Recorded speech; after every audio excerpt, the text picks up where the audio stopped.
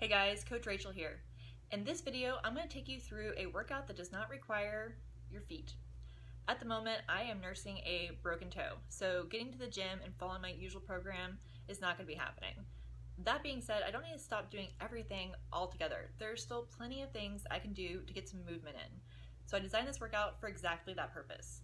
Hopefully it never happens, but at some point in the future you might also break a toe or sprain an ankle or tear your Achilles, or maybe your feet are just really dang tired and you want a workout that's not going to put pressure on them.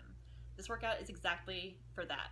There's no pressure on the feet whatsoever. There's no standing or jumping or anything else of that nature. So if you just want to get some good full body work in but leave the feet out of it, I got you covered. Make sure to warm up first, take it slowly in the beginning, and most importantly, listen to your body. You want to make sure that it works well for you. Modify as you need to.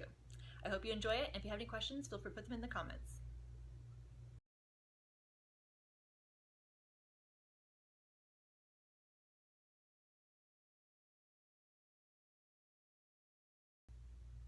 We're going to start with banded clamshells or a hip complex.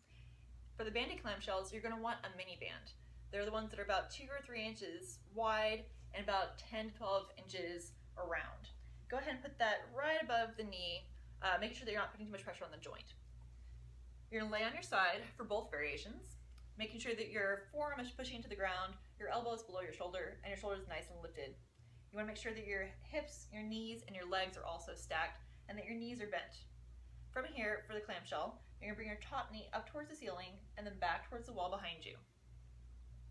In this case, I'm keeping my feet a little bit off the ground just because it's more comfortable for me in this situation. You can get 15 reps on each side. Again, if you have the miniband, it'll be right here. Unfortunately, I just don't have one at home, so you'll have to pretend that I'm using a miniband. That extra resistance does help add a lot to it though. However, if you don't have a band or if you simply prefer a different variation, you can also do a hip complex. For the hip complex, you can bring your top knee up towards your chest, keeping it nice and high off the ground, about basketball height off, and then bring your leg back, open the hip completely, heel comes towards the butt, making sure your spine stays stable. Bring the knee here, and you can either do a clamshell without the band, or if you can without hurting your foot, push into that bottom knee, push into the leg, and then lift up, opens the legs all the way, and then coming back down. That's one. So knee up, heel back, clamshell, or full extension. For me, this one feels really nice, given that I've been on my sitting down quite a bit over the past few days since I've broken my toe. So getting the full range of motion in my hip feels really refreshing. Again, you have 15 on each side, and then you'll want to switch sides and repeat with the same variation, banded clamshells. Again, that mini band will be above the knee, and you're going to lift up and back, or the hip complex, knee to the chest, heel towards the butt, and either clamshell or lift. And it is okay to modify slightly from one side to the next if you find that one variation is not so great on your foot, but try to keep it consistent with your variation. Okay, next up we're going to get into that upper body with a floor press. You can use kettlebells or dumbbells. In this case, I'm going to use a pair of dumbbells. Either way, go ahead and start by setting up the weights by your hips. This is the safest and easiest position to get them in your setup position. Then you're going to lay on your back, put your feet however is comfortable for you, either heels down or maybe on a chair or bench, your choice. And then flatten on your back entirely so that your shoulders are down in their back pockets away from your ears and your low back is flat. With dumbbells, I like to bring them onto the head of the dumbbell first and then bring my elbows in about 45 degrees away from my ribs. You don't want to have them too flared out or too tucked in, just somewhere right in between. And then lift up the dumbbells so that you have vertical forearm. And then you're going to press both dumbbells up and in so they're going to meet in front of the mid-chest. Exhale as you do so, and then come back in with control.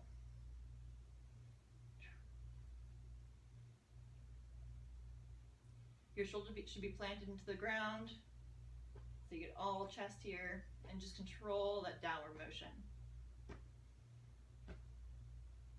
You can get a total of 10 reps here. Make sure to inhale at the bottom and exhale as you're pushing up. And when you're finished, set your upper arms on the ground and then carefully lower the weights down by your hips again.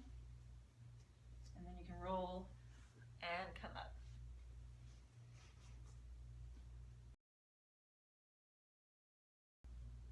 Okay, next up, we're gonna get a little bit of core work in with some reverse crunches.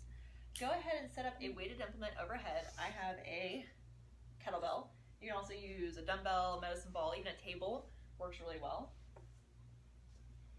Even if normally you do reverse crunches without holding on to something overhead, which is the harder variation, by the way, you may want to go ahead and have something because, believe it or not, it's going to be a lot harder to do the reverse crunch just because you can't activate your foot the way you normally would be able to. And if you don't need it, you can just let go. So have it available just in case. So you're going to lay on the ground with that weight overhead, and you're going to hold onto it, arms extended. Then you're going to tuck up, bring your knees towards your chest, and this is really important. You want to bring your heels towards your butt the entire time you're moving throughout the exercise. It is very common to let the heels pop up as you're rolling in the reverse crunch, but you don't want that. You want to pry the heels towards the butt the entire time that you're curling in. That's how you're really going to get your lower abdominals to engage, which is what you want. So grab your weight, tuck in knees and heels, and then exhale as you roll up. Come back down one vertebrae at a time. Big inhale at the bottom, and then exhale, roll up.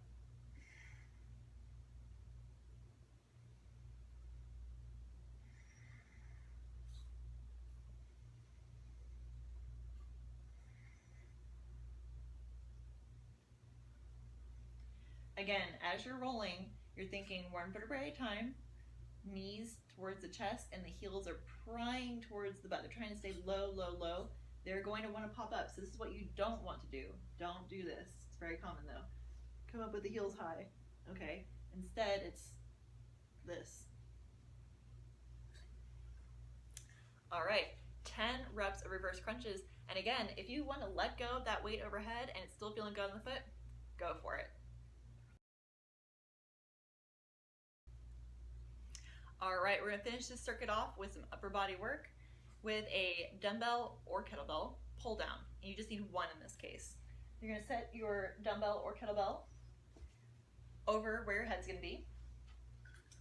And then, you guessed it, you're gonna lay down on the ground. Same kind of thing you've been doing so far. So, make sure your shoulders are away from your ears, your low back is flat, your back is your support system, and again, your feet can be however you like. You can be heels down, you can have your feet propped up on a chair or a stool, your choice. Then grab your dumbbell.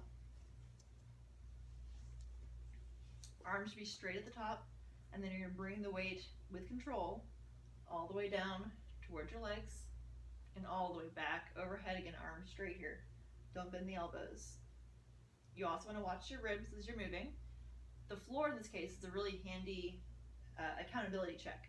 If you feel your ribs popping up the ground significantly as you come back and overhead, so like right here, feel this happening, I'm going to pull them back down, ribs staying over the hips as you move. Inhale at the bottom. I like to hold it as I go overhead, and then I like to exhale to come back down. Find a breathing pattern that works for you though. 10 reps total, and then carefully release it overhead, and then roll on up. 3 times through that first circuit, resting whenever you need to, and then we'll move on to circuit B.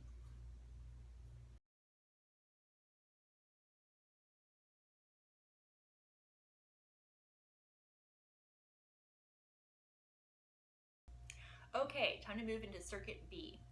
We're going to start this one off with a single arm seated press. You can use a kettlebell or a dumbbell, and you can sit either cross-legged or with legs stretched out in front of you. Either way, you want to make sure that you're actually sitting on your sits bones and not on your tailbone, which is very common. So I'll show you from the side as well. So when we're on our tailbone, it looks a little bit like this, and we get this rounding in the low back. Instead, move your hips back, bring your pelvis a little bit forward. I literally pull my butt out from underneath me to find those 2 bony points that dig into the ground. Now I can situate my ribs over my hips with my spine straight. So whenever you're seated on the ground, you're about to do some overhead movements, you want to make sure that you're not getting a big pitch in the low back, but nor are you slouching forward like this. So again, cross-legged or leg down in front. It's okay to keep a little bit in the knee as well if you wish. Totally up to you. But dig into those hip bones, sit up nice and tall. Get a big inhale down to the belly, contract your abs, and then you're gonna push up and through, bicep to the ear at the top. Exhale as you push up.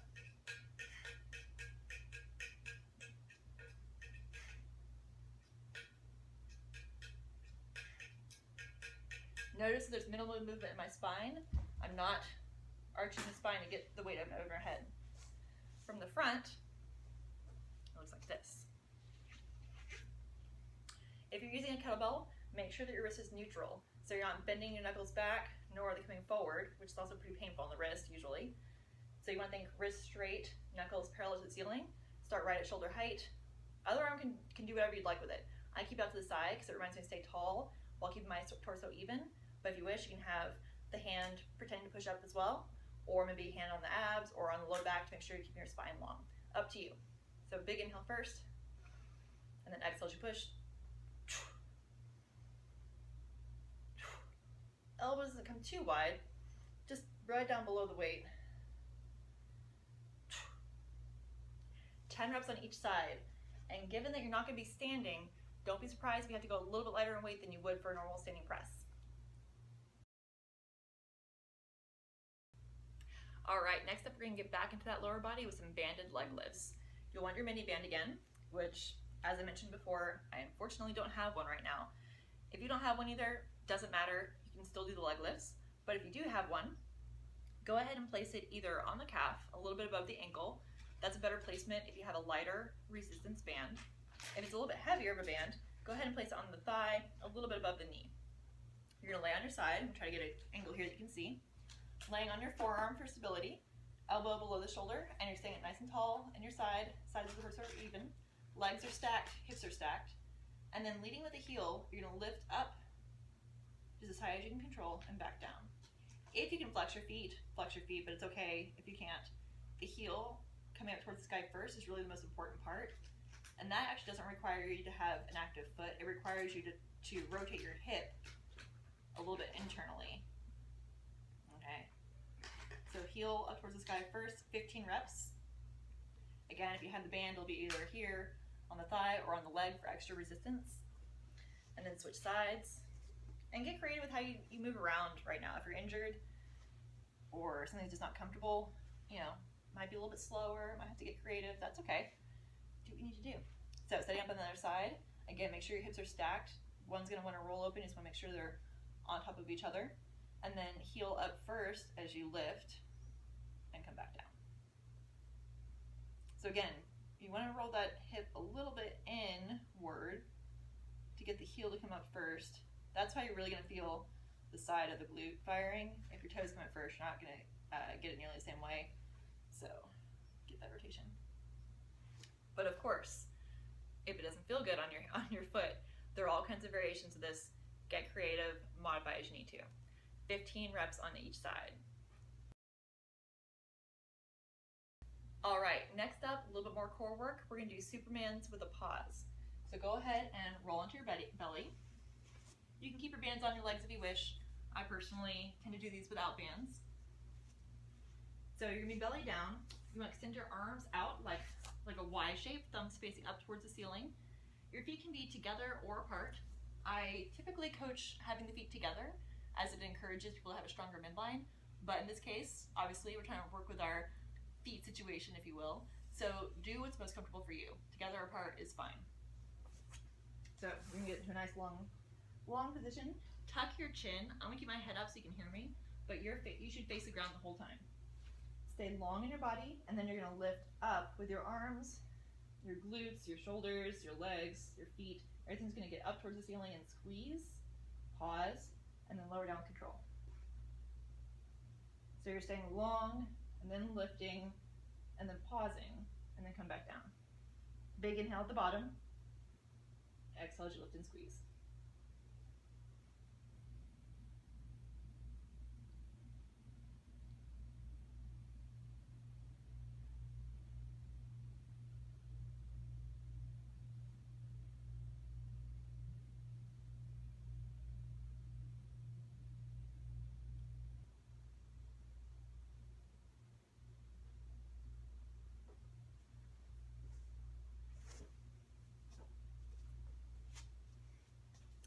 This really does use the entire back side of the body if done correctly. If you're feeling any pain in the low back though, it usually means that you really need to think about staying long and then lifting up a little bit more and really using the shoulders, the glutes, and the arms and the feet versus the low back. 10 reps there, make sure to pause at the top of each one. Okay, next up we're going to do an alternating arm quadruped row. I'm going to use my kettlebells in this case, but again, you're welcome to use dumbbells if you prefer. So go ahead and set up carefully into a quadruped position. So by that I mean your knees are going to be down below your hips, and in this case your hands are actually going to be on your kettlebells. The handles should be facing vertically and they're parallel to each other, about shoulder width apart. And then make sure that your back is flat. So you're not going to be rounding or slouching, nor are you going to be sticking your butt out too much. You want to have just a neutral spine. So keep your shoulders a little bit lifted away from the kettlebells, and then you're going to row one side up, thinking about pulling towards your hips, like so, and then back down with control, and then the other one, row and pull.